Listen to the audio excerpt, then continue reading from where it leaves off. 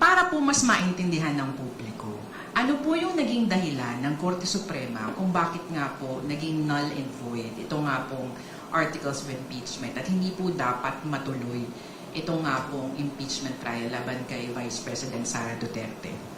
Well, number one, it said that the articles of impeachment, which was the fourth complaint, violated the 1-year period ban because there were 3 complaints that came ahead of it. And although Congress was able to include it in the order of business, it did not refer it to the proper committee within the 3 days because they had to adjourn. So the Supreme Court said that they archived it, and as a result, it was terminated, therefore deemed dismissed.